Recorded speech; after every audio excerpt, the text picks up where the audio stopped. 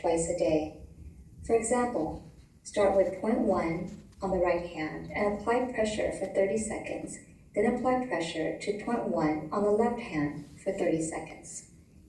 You can decide on the best times during the day when you can have a seat and take a few minutes for yourself. We recommend doing this practice at least twice a day, once in the morning and once in the afternoon or evening. Point 1 is located on your hands. It is the highest point of the muscle when the thumb and index fingers are brought close together. Press down on the spot with your thumb to apply deep, firm pressure to massage and stimulate the area. When appropriate pressure is applied, you should feel an achy or tender sensation, but this should not be painful. Sometimes you may feel sensations radiate down the index finger, and this is normal. Pressure can be applied by moving your thumb in a clockwise rotation while applying constant pressure. Maintain this motion for 10 seconds, lift as needed, and continue the stimulation for a total of 30 seconds. Repeat the same procedure on the other hand. Point 2 is located on the inner forearm near the wrist. It is 3 finger breadths above the wrist between the 2 tendons that pop out when you make a loose fist. Press down on this spot with your thumb to apply deep, firm pressure to massage and stimulate the area. When appropriate pressure is applied, you should feel an achy or tender sensation, but this should not be painful. Sometimes you may feel sensations radiate down the middle finger, and this is normal. Pressure can be applied by moving your thumb in a clockwise rotation while applying constant pressure. Maintain this motion for 10 seconds, lift as needed, and continue the stimulation a total of 30 seconds. Repeat the same procedure on the other hand. Point 3 is located behind the neck in the depression immediately at the base of the skull on both sides of the neck where the shoulder and neck muscles attach to the skull. Press down on the spot with both your index and middle fingers to apply deep, firm pressure to massage and stimulate the area. When appropriate pressure is applied, you should feel an achy or tender sensation, but this should not be painful. Sometimes you may feel sensations radiate from this point to the eyes or temples, and this is normal. Pressure can be applied by moving your fingers in a clockwise or counterclockwise rotation while applying constant pressure. Many people find that it is easier to stimulate point 3 on both sides of the neck simultaneously. Maintain this motion for 10 to 15 seconds, lift as needed, and continue the stimulation. If you are doing both sides at once, apply pressure for 1 minute. Point 4 is located on the inside of the leg, just above the ankle. To find this point, locate the highest peak of the ankle, then use 4 fingers which includes your index, middle, ring, and pinky fingers, to measure up from the peak of the ankle, and the point is right next to and slightly behind the tibia or leg bone, in the soft space between the bone and the muscle. Using your thumb, apply deep pressure and massage the area in a clockwise rotation for 10 seconds. Lift as needed and continue the stimulation for 30 seconds. When appropriate pressure is applied, you should feel an achy or tender sensation, but this should not be painful. Repeat the same procedure on the opposite leg. All right, well, I saw about a third of you doing that in real time, which you were indeed hopefully going to be doing. But maybe I should have told you that you should have tried to do that. But anyway, it's not too late. You're all practically certified acupressurists now based on that video. I did see one person recording the video, which you're welcome to do. It's also on our website. I think it's on YouTube, and it's on a study we did discussing what we used this video for. So, for those of you who haven't done this yet, let's do it together. And if you've got stuff in your ear, you can do this too. All right, who remembers where point 1 is? Yes, right? You put your hand together like this. You get a little peak between your thumb and your, what's the finger called that's not the ring finger? Index. Index finger, right, index finger. Well done, doctor. All right, so middle of that, highest peak, put your thumb in, and you just sort of massage it for 30 seconds. You push in pretty deeply, it shouldn't hurt, it should feel a little achy. If it feels really achy, that means you've got more pushing to do.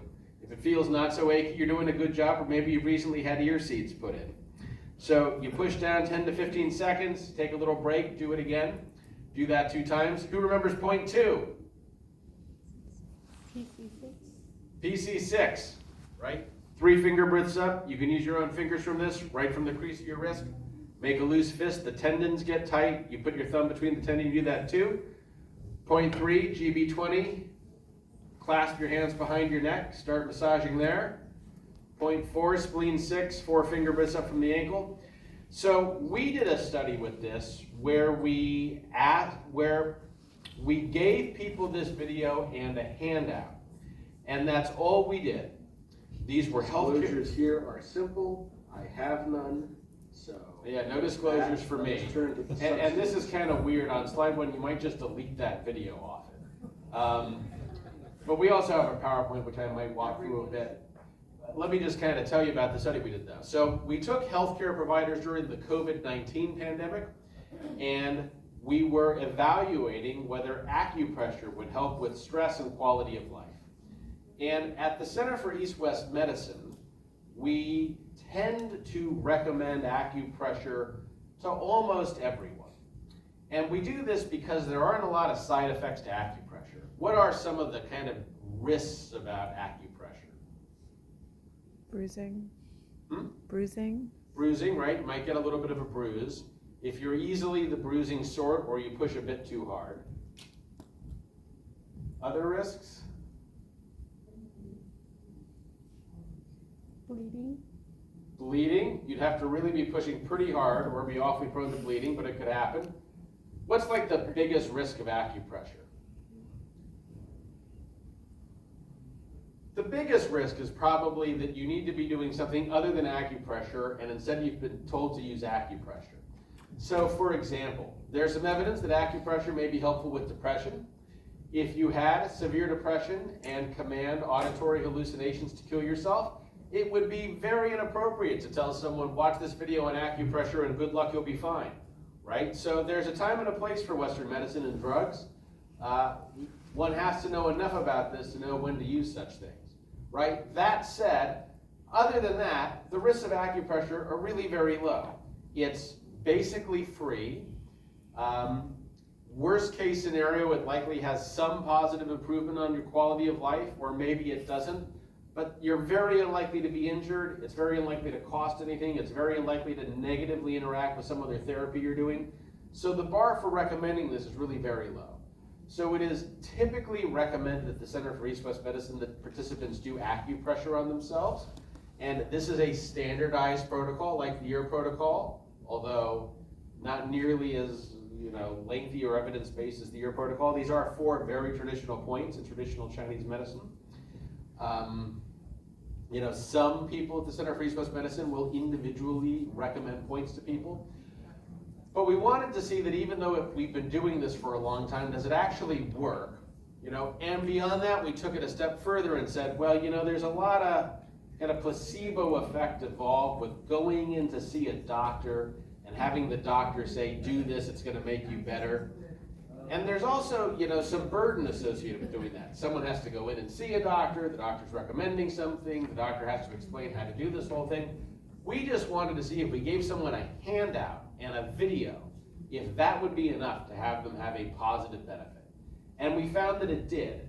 In 15 weeks, we just gave people a handout and a video. They never spoke to a clinician. They never spoke to anybody. They signed up online and they downloaded the video and the handout, and there was no one to answer questions for them.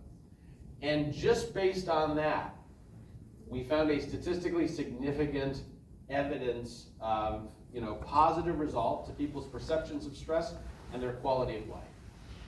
And so I think that those results are kind of remarkable, given how little effort is required to do this, and the positive potential benefits of it, and the very low costs and risks associated with it, that this is now something that clinicians can be doing easily, right? Whether they are TCM practitioners, and this is really in their wheelhouse, in which case, there's some evidence that this works to be providing patients.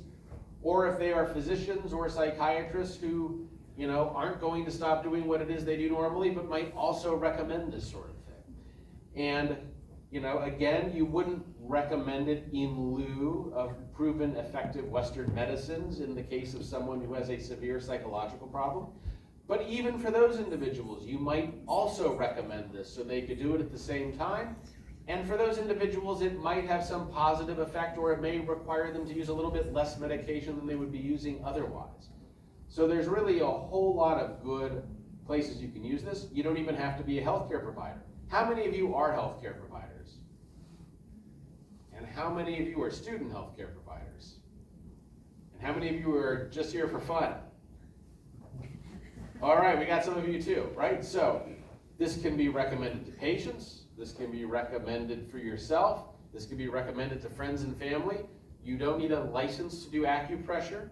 I saw a couple of people in the room doing it to one another, if you're very close friends.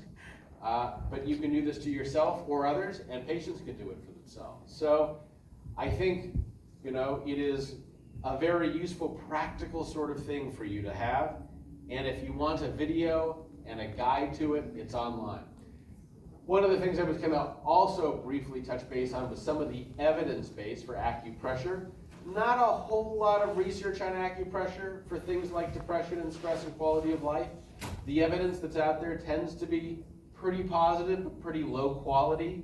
I think you heard a bit about why some of that might be, but it's hard to do research like this, right? Especially at the level of the sort of research that we do on things like drugs. I mean, you have a private industry supporting most research on things like new medical treatments, and they do that, and they pay billions of dollars to do that research because without it, they can't get approval for new drugs. Whereas no one would make money if they did a $100 million trial of acupressure for stress and quality of life, so no one's going to do that, right? The government might fund some of that sort of research, does fund some of that sort of research, but not nearly at the level that they fund other sorts of things for all sorts of reasons, including because the people who are doing the research and approving the grants haven't trained in this sort of thing. And so, even when I started at the center 25 years ago, the word quackery was thrown around a bit. I don't hear that so much anymore, but it's still hardly a mainstream thing to do, although we've come a long way. There are lots of different ways to do acupressure, right? We've heard about auricular acupressure.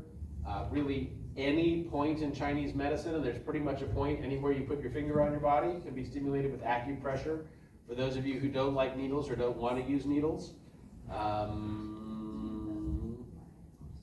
Let's see. I got 10 minutes left. Questions? Thoughts? Practice tips? Is there a copyright issue for using this to some applications? The question was, is there a copyright issue for recommending this to your patients? And the answer is no. This is all open access, made by the Center for East West Medicine, and you're welcome to use it all you want. And positively, you can say to patients, this has been shown in a randomized controlled trial to work, which would probably make it more effective than the people who didn't know whether it was going to work. Yes? Theoretically, if someone had an ear piercing on that same spot, like, what does that mean? Does it mean that spot is consistently stimulated? Oh, right. So the question was, if someone had an ear piercing on an acupuncture point, would the point be constantly stimulated? And Dr. Kensu's the ear guy, but I think the answer to that is yes. So, if you're really committed to auricular acupuncture, that is something to consider. You could basically have permanent stimulation there. There are a lot of different ways that people do acupressure, including devices that do it. And aside from things like piercing, there are devices that kind of sit on an acupressure point and stimulate it on an ongoing basis. And some of those you may have seen in drugstores for a long time on basically PC6, which is our point 2. We tried to simplify these complex Chinese points into 1, 2, 3, and 4, which seemed about as complicated as we could manage. for nausea, for example, in flying or on boats or something. Never seemed to work for me, but the cost of it was low. More questions, thoughts? Yes. Could I add to something that Yes. she asked?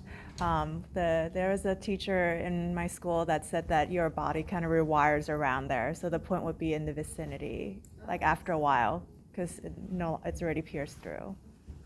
Yeah. And the comment was, there's a teacher in my school who says at some point the body rewires itself and the point moves somewhere adjacent to it, so it's not constantly being stimulated. More questions?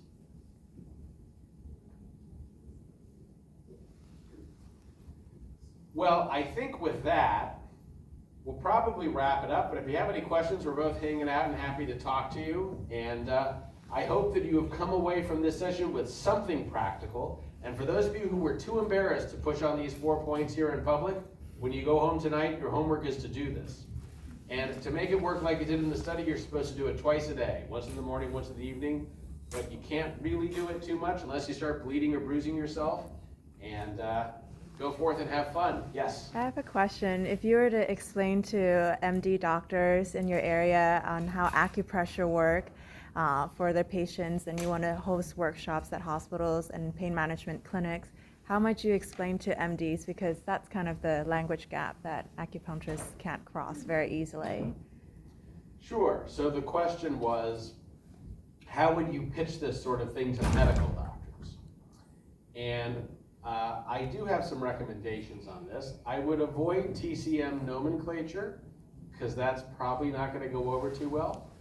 I would say a few things about it. First, I would say, well, this is an evidence-based treatment for which a randomized controlled trial supports the use of it. And if you look through the slides, which will probably be posted somewhere, they've got kind of a literature review on the end of it where there are some things. So nothing appeals to certain medical doctors like saying something is evidence-based and giving them research for it. So that's one thing you could do.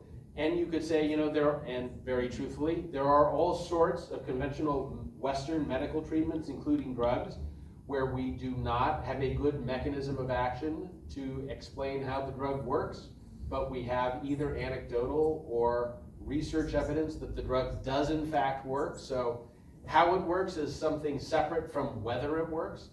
But on how it works, we know a few things. We know that it does, acupressure does generally promote the release of certain endorphins, and it modulates someone's pituitary hypothalamic axis, and it increases parasympathetic nervous system activation.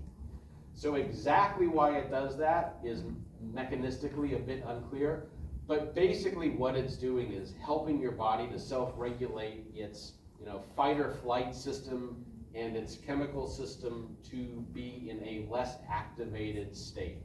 And that sort of thing is shown to decrease stress and improve quality of life generally, and decrease inflammation in the body, and decrease the risk of certain inflammatory disorders.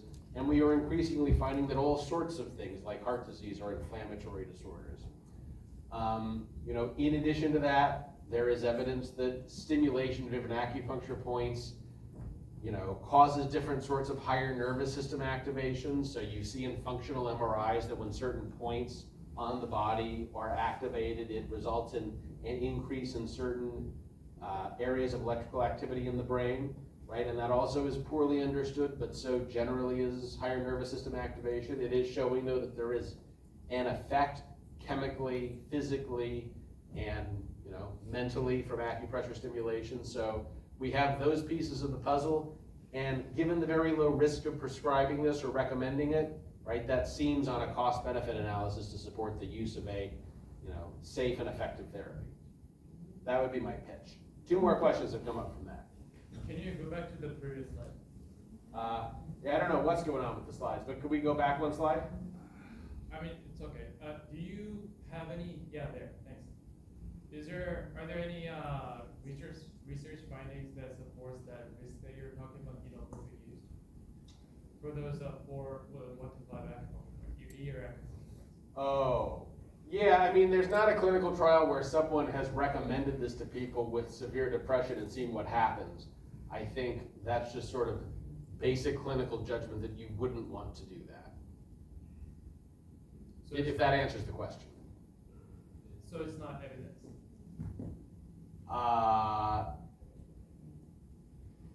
Yeah, well,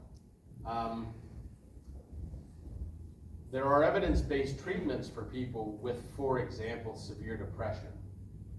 Giving someone this instead of those things, I guess there is no evidence to say you shouldn't do that, but I think that is sort of a basic sense clinical judgment that a physician would make. Yes, oh, a bunch more questions have come up.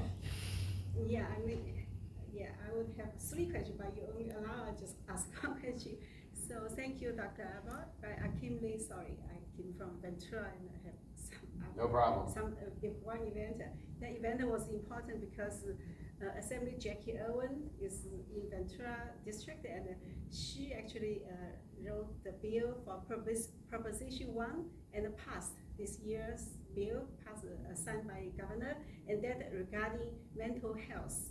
So the party is at my house, so I couldn't leave earlier. That sounds like an important event. I'm glad you didn't miss it. But this is very important too.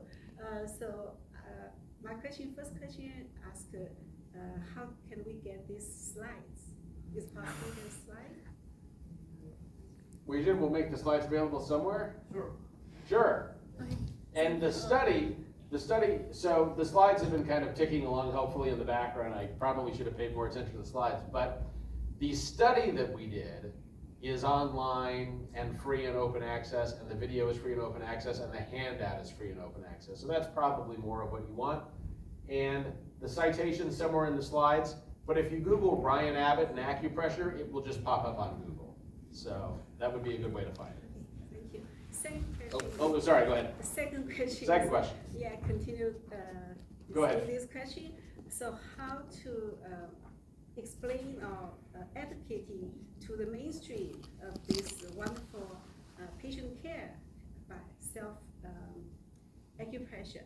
When I came here for 22 years, the first month I came, I wanted to teach all my students acupuncture, like in China.